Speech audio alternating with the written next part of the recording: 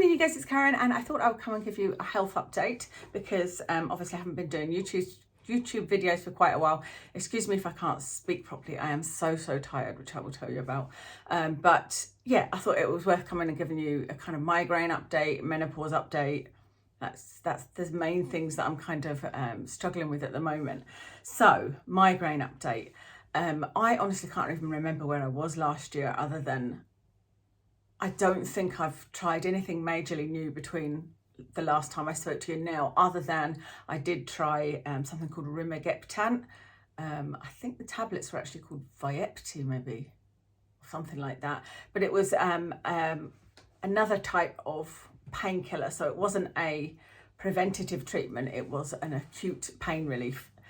And one that you could only use every other day. So it wasn't really any different to what I have now. I have tramadol, it's just they don't want me to be on tramadol. And I can only use tramadol every other day. And so it was worth giving this a go. And there was some thinking that the effects might last longer. My neurologist wasn't very optimistic about the Rimagepitant tablets, because they're basically a tablet form of the injections that I've already had, so the CGRP injections, and so they didn't work for me, so he thought it was unlikely but worth a try. So that's kind of gone. The amitriptyline, that was I think the last thing I tried, where I was trying to increase the amitriptyline, which I did up to 75 milligrams to see if that helped. I increased it. I didn't have any problems with side effects, thankfully, but it didn't work for me. So the next plan of action, when did I see him? I think I saw him in January.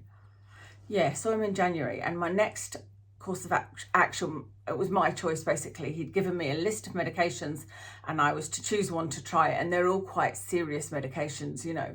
So the one that I have chosen is called venlafaxine, and it is an SNRI. So it's kind of like an SSRI. It's just a similar drug. So an antidepressant, I think, is its main use. The reason that I chose venlafaxine is because it's the only one that didn't increase appetite. It's the only one that didn't have like any major concerning symptoms for me. Like some of the other ones, there was like, albeit a very small risk, there was like a risk of blindness, or, you know, a risk of feeling empty, like some really weird side effects.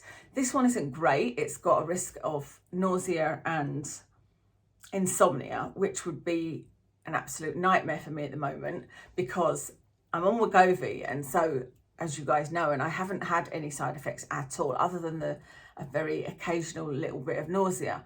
But because, you know, that's a potential side effect of that, I don't want anything sort of loaded on top of that has a side effect of nausea, if that makes sense. Anyway, I'm going to take it, and I hope I don't get the nausea or the vomiting. It also has nausea and vomiting as a side effect. And then the other thing it has is insomnia, and I am struggling to sleep. Like, I actually feel it's quite hard to even get my words out at the minute because I'm so tired. But I'm tired, like, without my eyes being sleepy, if that makes any sense. Like, my body's tired. I feel like I'm not completely switched on. My mouth actually feels really dry, which I need to start drinking more water for sure.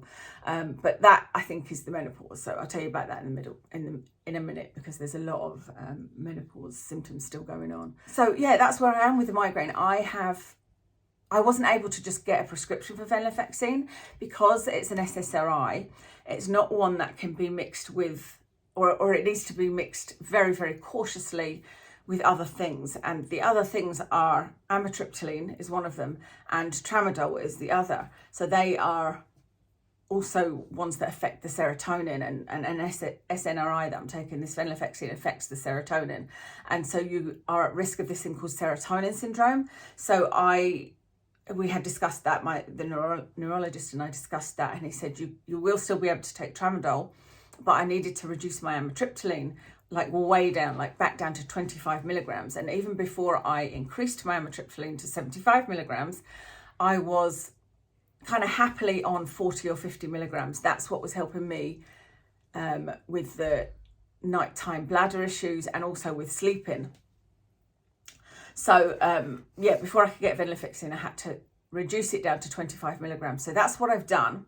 And I thought I'd be okay because these menopause sleep problems I've had kind of gone away, but they've come back again. And I think the fact that I'm now only on 25 milligrams of amitriptyline is one of the things that's contributing to that. So I have just put in an order for my venlafaxine yesterday and got a reply from the doctor immediately saying, yep, I've sent it over to the chemist. So I should hear from the chemist. They send you a text when it's ready at some point this week to say to go and collect the venlafaxine. I'll be really scared to take that first drug, because you just always think the first time, am I going to suddenly feel sick? Am I going to suddenly throw up? Am I going to suddenly be so tired? Because tiredness in the day is another side effect. But I'm also quite optimistic, surprisingly, because, this has been years and years, as you guys know, of trying treatments that haven't worked, between Botox and injections and all the rest of it. And all sorts of medications before I even got to the neurologist. I had to have tried 4 specific medications before being referred. So it's been 6 years, something like that, 6 or 7 years, and nothing's worked. But I am still optimistic about this one because I did read some good reviews where people said, nothing worked for my migraine, but this did. So I am still hopeful. I am still using the Curable app, and I'm also listening to a lot of podcasts by Nicole Sachs, which is one thing I can do when I'm lying awake at night. So I'm listening to that, and I'm doing some journaling. I'm not doing as much as I should be. You're supposed to do 20 minutes every day, but I'm not doing as much as I should be, but I have only just started. So I think that will have an effect as well. So yeah, I'm feeling pretty optimistic and hopeful. I should say that since the last time I spoke to you, the migraine has been kind of the same. There really hasn't been any change. I get it every single day. I don't get too many severe days, but every day is moderate, and severe maybe for an hour or so a day, and then moderate the rest of the day. I don't get much relief at all. I can't remember the last time I had a sticker day, and I think I get about 1 mild day a month. So I think like in January, February, December, I maybe had 1 mild day in those months. So yeah, it hasn't been great at all, unfortunately. So I'm really hopeful for this new drug. I'm having my hair cut today, by the way, this morning, and I was just like so fed up of my long hair. When it gets too long, which this is kind of too long for me at the minute, I just feel like it gets in my way, like I get it caught in my coat zip, and I'm trying to sleep even. I go to turn over and it's like kind of tugging, and so I was determined to have 2 inches off, but now I'm looking at it in the mirror and thinking, oh, I actually quite like it this long. But no, 2 inches isn't that much, It's about that there, so it's still going to be quite long. I don't know. Anyway, you know what? I'm going to chew a piece of gum because that might help my dry mouth. Okay, before I tell you about the menopause update, let me tell you that I'm having all these symptoms that are suggestive of diabetes. So I am thirsty all the time and through the night. And through the night, I'm drinking a bottle of about 500 to 700 mils of water, something like that. Like I sometimes finish it and have to go and top it up. I think it's a 500 ml bottle.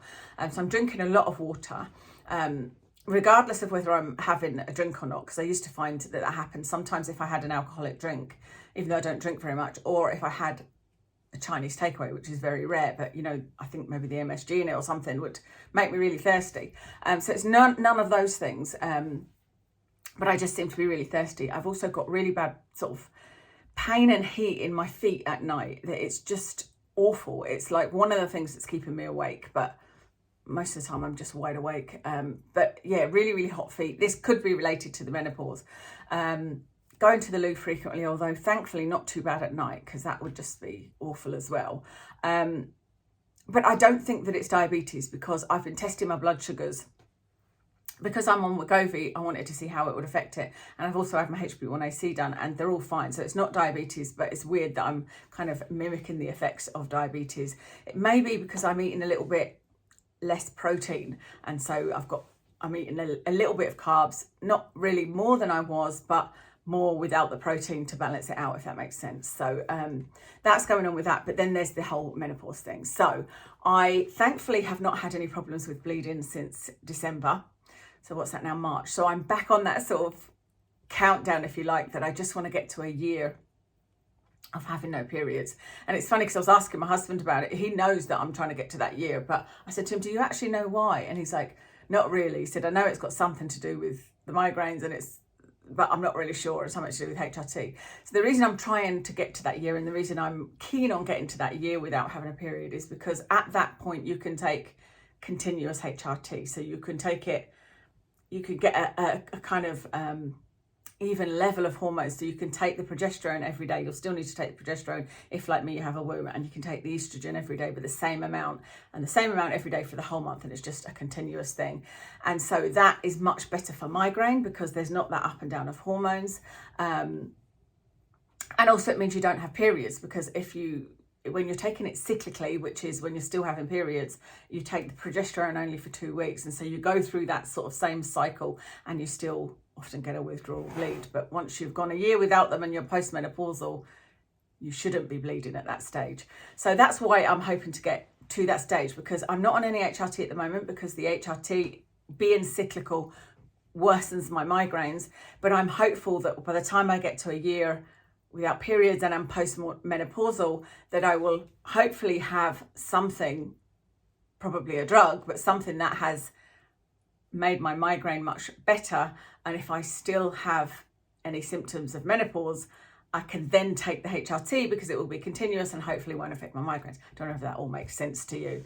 And by the way, I've tried, you guys know this, but in case anybody's new, I have tried lots of different types of HRT. I've done the patch, pills. I haven't had the gel, but the type of progesterone I got last time was Utagestan.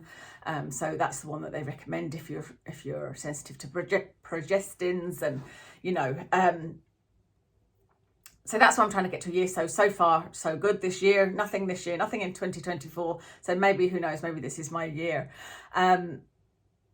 The symptoms of menopause that I am having is the insomnia is like probably the number one at the moment, because the insomnia, it might sound ridiculous to say it's lasting all night, but I'm literally going to bed, I'm not tired at all. I sit and read. Normally I'm like literally dropping asleep at 9 o'clock at night, but at the minute I'm still awake when Kev comes to bed at somewhere between 11 and half 11, something like that.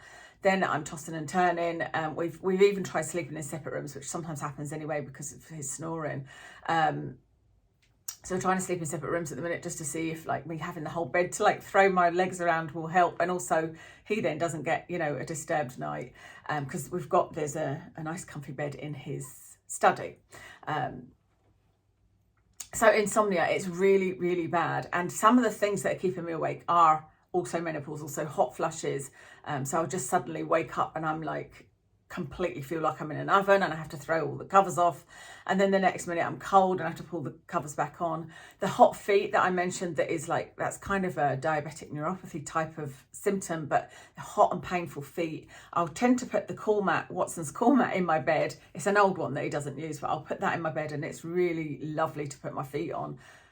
But it doesn't take long to take the coolness out of it, for my feet to be hot again. Even if the hot flashes are not, I don't have them that often on the night sweats and all that. I don't have them that often through the night, like maybe 3 or 4 times through the night. But even if I don't have them, and even if my feet are not hot, I'm not able to get to sleep.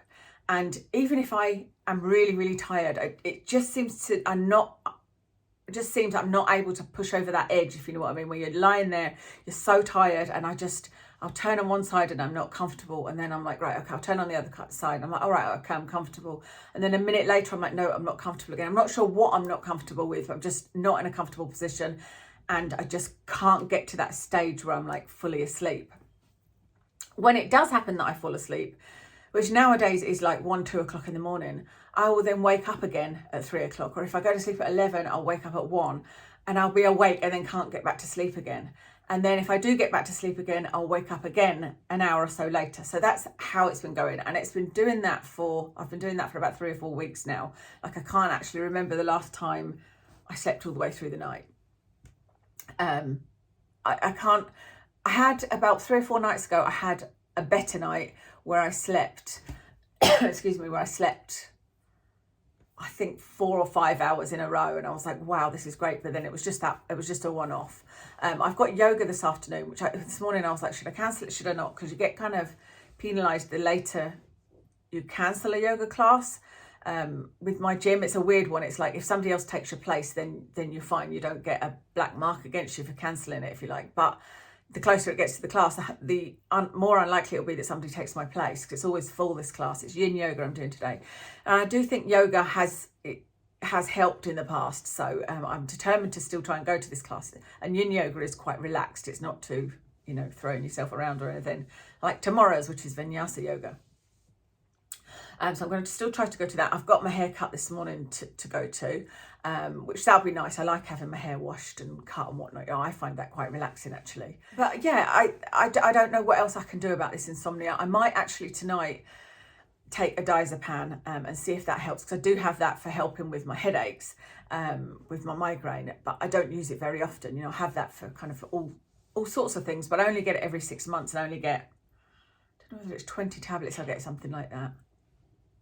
Oh, that's Mr. Watson getting up. So I might take one of those tonight. It would just be good if I could get one full night's sleep, I have tried Nytol sleeping tablets, and they have done absolutely nothing for me. I even took Night Nurse one day, and that didn't help. But that's something that helps me when I've got a cold, but I was like, well, it's not working now, so nothing's working. I've tried 5-HTP. That is that's something that I can't take with the venlafaxine for migraines, actually, because it is another one that works on the serotonin pathways. In the past, I've tried sage. I might actually try some sage again, because that has helped. Because the weird thing about these insomnia phases is that they are just that, they're a phase. It sort of happens, I don't know for how long for, because I've never really written it down, but like a while, like literally maybe a month or so. And then it just goes away, and I have no problem with sleeping again. I go back to sleeping absolutely fine. And then it will suddenly come on again like now, and just seems to go on forever and then stop. So I think it is just hormones going up and down, and hopefully it will pass. So that's one of the menopause things. The other menopause thing is the hot flushes that I talk about, which I'm not actually sweating like I was last summer. I know I had a real problem with hot flushes, because it was when I was painting in here. I mean, literally within 5 minutes of me painting, my clothes would be soaked, and I'd even have like a fan on, and I'd literally like paint a little bit, stand in front of the fan, paint a little bit, stand in front of the fan. It's definitely not that bad at the moment. It just seems to be at night. I wake up and I feel like I'm in an oven, I've been feeling a bit moody, I would say is the best word for it, just snappy, intolerant. And also I've got, I don't think you'll be able to see it, hopefully you can't see it, but I've got a lot of breakouts. Like I've got a big lump there, another lump here on my chin that's really painful. This is what it was like years ago from the polycystic ovary when I had acne. And so that's what it is, those kind of painful bumps coming up again. So that's another symptom going on. But yeah, the main health things I'm dealing with at the minute is the migraine and the menopause insomnia. I would say if those two things could go away or even reduce by 50%, I would be delighted. I would be absolutely delighted. I still, obviously I've got Ehlers-Danlos, and I still have joint pain. I've still got elbow pain. I've still got knee pain. But I have to say the yoga is helping a lot of these things. Like my shoulder, I had that. It wasn't frozen shoulder, but it was shoulder instability syndrome or something. I can't remember. But that's really gone away since doing the yoga, which is amazing. And I think my knee hasn't been too bad either. My back, I've had a real problem with back pain, but I've kind of always had that. And I think that comes on days where my migraine is so bad that I'm just either in bed or sitting on the sofa. And so I've been trying to make sure I go out for a little walk, because if I walk, that seems to help my back, I hate it when I do these videos that I feel they're really negative, but I said the same to my friend, actually. I met my friend for lunch at the weekend, and we were really good. We didn't drink, how we normally have cocktails and whatnot. We're both trying to be a bit healthier. And I was saying to her that, like, her and I email through the week. Normally, like about a Monday, how was your weekend? What did you get up to? And then maybe a Thursday, what are you up to at the weekend? And I'm not always able to reply if I've got a migraine. But when she asks me how I am, I always tell her, and I always say, my head's bad and it's just really frustrating. And I feel terrible because I feel like I'm always moaning, but I'm not the type of person that can say I'm fine if I'm not fine, And so it's like when she's actually asking me, how are you? I'm not going to say, oh, I'm great when I'm not great. Maybe I should. Maybe that is, acting as if and manifesting and all that. But I get really bored of hearing about my head, and I get fed up of talking about it to those that are the closest to me, like my sister and Tracy and Kev. and other friends as well, you know, that I talked to about it. I'm like, they must be so overhearing about me saying, oh, my head's bad, because it's been bad for 7 years and it just gets worse and worse and worse, you know. And I feel the same when I do these videos. It's like, I don't want this to be completely negative and, you know, oh, woe is me. And like I said, it's not a woe is me, because I do feel hopeful and optimistic. And I was wondering if that was the dog walker coming for Watson. And also, I think I've said this before, you guys know my friend died of breast cancer, and I always think to myself, like, I'm alive, I'm here, and I have the opportunity to get better, you know. And I'm in a country that has the NHS, so it's free. I don't pay anything for my drugs. Like, even in England, they pay a small charge for their prescriptions, but in Scotland, we don't pay anything for our prescriptions. So I get all of these drugs every month. I get tramadol, venlafaxine, amitriptyline, indigestion tablets, my blood pressure tablets, my heart rate tablets, my hormone tablet, you know, the cyproterone. I get all of these different tablets and I don't pay a single penny. So I feel really blessed for that, you know, because we don't choose where we're born, do we? And I feel really lucky. There's not very many things in life that I think are luck. I think you make your own luck, but that's one of them. I think I'm lucky to be living in the UK because, yeah, like I said, I didn't choose where I was a citizen of. And there's all this hope still after years. You know, I feel like the neurologist would have given up on me by now, but he's actually the opposite. He said, oh, normally at this stage I'd discharge you to the GP and just give them a list of the medications for you to try. And he said, but I think you're too complex a case, and so, you know, it's just gonna keep me on, you know. And I thought that was really nice of him. And I'm saying I'm upbeat. I'm upbeat today, but, you know, there was a time even a month ago where I was so upset. I was crying my eyes out in the kitchen and saying to Kev, like, I don't want to be alive. You know, this is too difficult. This is every single day. I don't get a break. I just want a break. And I'm trying all these things. I'm doing this meditation and following this course and writing down my feelings. And and then I do these vagus nerve exercises. And then I go to yoga, even if I'm not feeling like it, you know, because even on the days where I take tramadol, it doesn't always work. And it definitely doesn't always work for the full day, you know. And I was like, I'm trying everything. I'm trying my very best. Trying alternatives, I'm trying supplements, I'm trying everything, and nothing's happening. And it is hard. It's hard to just have this pain every single day and not feel like I'm participating in life. But I have to say, since doing the yoga and going to the gym, I do feel a lot better. I do feel like if I can keep doing those, I don't think they will be detrimental. I'm saying that, actually, I should say a couple of the classes afterwards have caused me neck pain, and that has then caused me the headache portion of my migraine. But overall, I still think it's a good thing. I think I'm going to strengthen my neck, and I think as long as what I'm learning to do now is I take it easy in the class, because I already have to do that. Both of the teachers that I go to are really good with hypermobility and Ehlers-Danlos, and they know about it, and they actually say, you know, if you have Ehlers-Danlos, because there's a couple of people with it, don't overstretch, like don't overextend, you know, make sure in this pose don't overextend, and she'll point it out and come over, and, you know, so that's really, really good. But I also need to be careful that I don't do things that hurt my neck, because that will end up with me having a migraine. But yeah, doing the yoga has helped me feel a little bit more back in the world. And I'm also chuffed that I was able to do that video on Wegovy, because I didn't know what it would be like being back doing YouTube, you know. Just see if this is the dog walker coming. No. So I think that's everything to tell you. I think you are updated on my health. I can't think of anything else. Like I said, I'm having my haircut today. I did try and grow out my undercut, you know, but I didn't manage, and I really don't like it. That's what it looks like. But it got to about here, and it was just looking so messy. I was like, no, I can't do it. I absolutely can't do it. So I shaved it off again, which is tricky doing it with 2 mirrors, but I managed it. And sometimes Kev helps me. Anyway, I hope you guys are all well. Let me know how you're getting on with your migraine. I know a lot of you have migraine with your menopause symptoms. I know a lot of you are like in the same boat as me with many of my ailments. And that's everything. Thank you very much for watching. I'll speak to you again soon.